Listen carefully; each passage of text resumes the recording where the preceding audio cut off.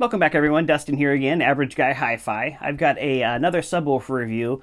Those seem to be going pretty good, so I think that the people out there that have old subwoofers that nobody's really reviewed, I think that it's kind of gaining some traction on the subwoofer end of things too. So this one right here is a subwoofer that you guys have probably seen just like I have. I mean, Best Buy used to have them all the time. I find them on the used market all the time, but this is a Klipsch SW-350 subwoofer. So Klipsch, for over the years, they've had a few subwoofers. They changed names, but very similar design. Rear-ported, bass-reflex, amplifier in the back, and then it has a down-firing woofer. So right there is the 8-inch woofer with the tag. And it is a fiber composite woofer with the Bass-reflex design, 8-inch. So that's kind of, again, this is kind of a style that I'm sure you guys have seen out there. They're all over the used market, so keep your eyes peeled. You can really get some good deals on these subwoofers. This is actually my first experience with the SW-350. I've been listening to it for a few days now, just really enjoying my time with it. It's not going to compete with some of the monster subs that I've been reviewing here lately, like that big Velodyne or the Sunfire. In fact, I got some more Sunfire subs I'm going to be reviewing here very shortly that actually a subscriber loaned me, so that's very nice. That's another cool little perk here. But more to the specs of this subwoofer. This is, again, an 8-inch fiber composite woofer. It has a 150 watt RMS plate amplifier on the back of it, and it's 350 watts peak. It is a Class D amplifier.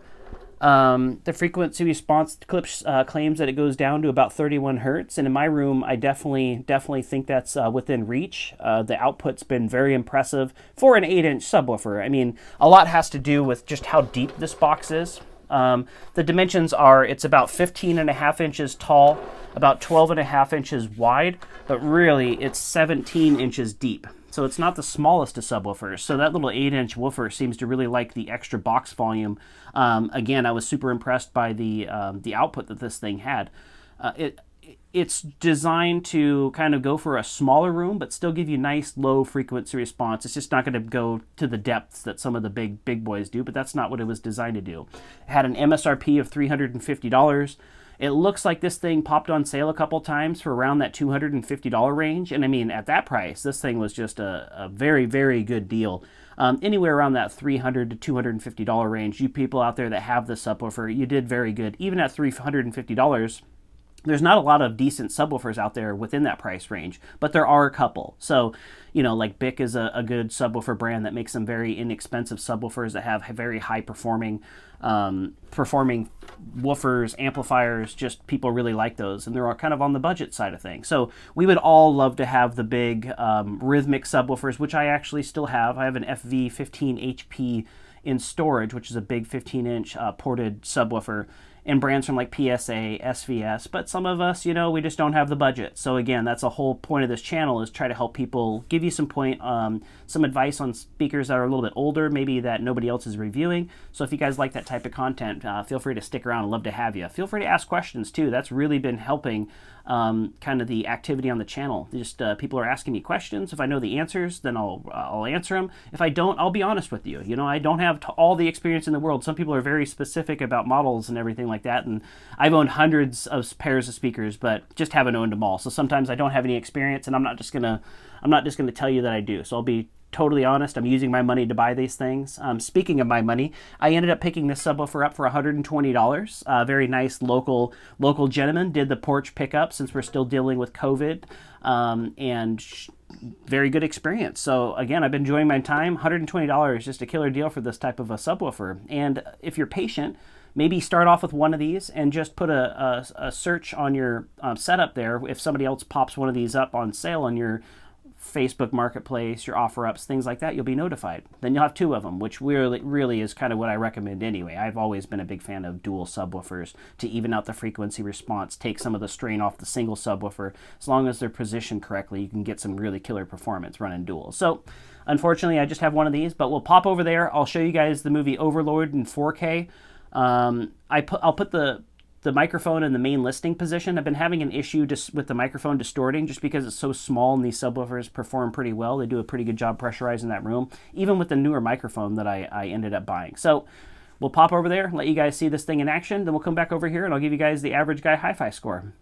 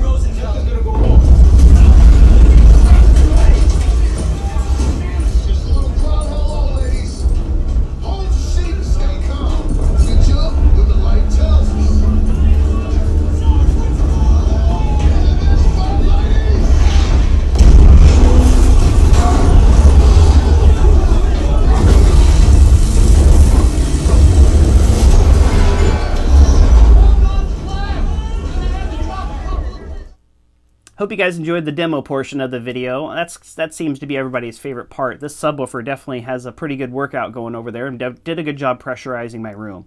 That movie Overlord is a bit gory and some kind of crazy stuff going on, but it has just a killer bass tracks in it, just that will really, really show off the weak points of your system and also the strengths of your system. If you have a really good subwoofer, it'll surprise you.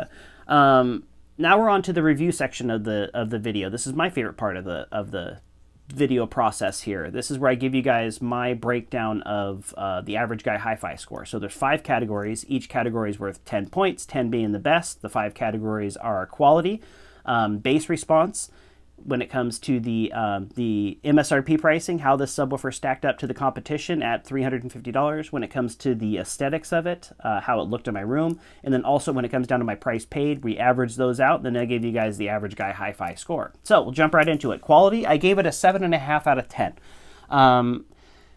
Which is a very good score. It's just it's got a nice durable laminate over the top of it. It doesn't feel like it's going to peel off like some of the Polk subwoofers and things like that I've had that I reviewed here recently. The feet are nice kind of heavy duty. I have seen a few up for sale with broken feet. So, but this one seems to be attached very well. Just the overall everything just seems like a nice, for this price point, kind of fits right where I expected it to go. It's what you would expect for $350. 7.5 out of 10 when it comes to the quality. When it comes to the bass response, it really did a good job, again, pressurizing that room. It has some nice deep bass. It does run out of steam and it starts getting a little stressed out for the real deep stuff, but that's expected, again, for a subwoofer in this price range. You're not going to get the 20 hertz at 100 dB from a little subwoofer like this. So if you have the expectations going into your purchase when you pick up one of these, or if you own one of these, then it'll be a very, very well-performing subwoofer. It'll definitely do a very good job augmenting the lower end of your home theater system. I would recommend, if you have one and you have the room, do that search, keep an eye out, maybe grab a second one. Even out some of that bass response, take some of the strain off the single woofer that's trying to do a big, especially if you have a bigger room, that should help you out, get some better bass response and just even everything out. That way the main listening position isn't the only spot in the room that's getting the killer bass. 7.5 out of 10 when it comes to the bass response. Did a very good job pressurizing my room. The MSRP, I gave it an 8. I think at $350, this was a very good deal to get something, a subwoofer this quality with its performance. So got a good score there. The competition, though, once you kind of started getting up to $500, then it just depends on what your budget is and everything. That $150 premium going to something like an inexpensive SVS or one of the entry shoe subwoofers, then you might be better off just waiting and doing that. But for $350, especially since these subwoofers, they went on sale for a long time, $250, $300, very good deal on this thing, even at full MSRP of $350. There's just a lot of options out there. When it comes to the aesthetics, I gave it a 7. I'm not a big fan of this look, to be totally honest. It's not ugly or anything like that, but I think that this design's been out for so long. Again, that rear-ported, down-firing subwoofer. I think the rear port as well too is makes it a little bit more difficult for people that don't have a lot of room, that kind of have to put it up close to a wall. That's not ideal, but it is nice for people that have children because it's downfiring, so you don't have to worry about kids removing the grill, poking their holes into the cones, things like that. The one thing you'd have to be concerned about, though, is if the kids put something underneath it and the woofer ends up hitting it. So make sure that there's no toys or anything like that under the subwoofer when you're playing with it. I gave it a 7 out of 10 when it comes to the aesthetics. My price paid, I was $120 for this subwoofer. Very good deal. It's in very good shape. There's a couple little things here and there.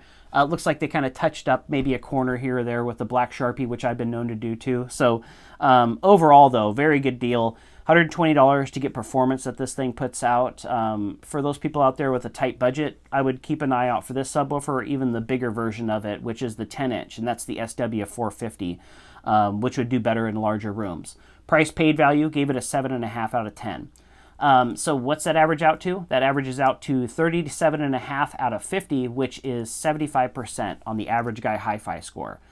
Great score, good little subwoofer. If you own one of these already, be happy with it. If you have a big room, obviously you need a bigger subwoofer, but for the average living room out there, maybe the bedroom system, I think that this thing really does do a very good job pressurizing it, nice deep. It's not going to go down really deep or anything like that, but it's an 8-inch woofer. So as long as you're not setting your expectations too high, I think you'll definitely enjoy this subwoofer. So again, my name is Dustin. The point of this channel is I go out and I buy used home audio gear when I know it's a good deal and I think it's something that you guys might have or you wanted to get a review of. And then I just do this. I test it out in my system for about a week or so. And then just to give you guys my impressions, then I'm going to be selling this subwoofer, and then I've already got other subwoofers that are going to be replacing it. I've got some bookshelf speakers coming up. I've got a nice little Polk 5-channel home theater system that I'm going to be testing out here. So this is stuff you're into, trying to save some money. Hopefully I can help save you guys money, and then also review gear that you might own or that other reviewers aren't doing because it's out of production. That's the whole point. So again, my name is Dustin. The name of the channel is Average Guy HiFi. Thank you very much for sticking around.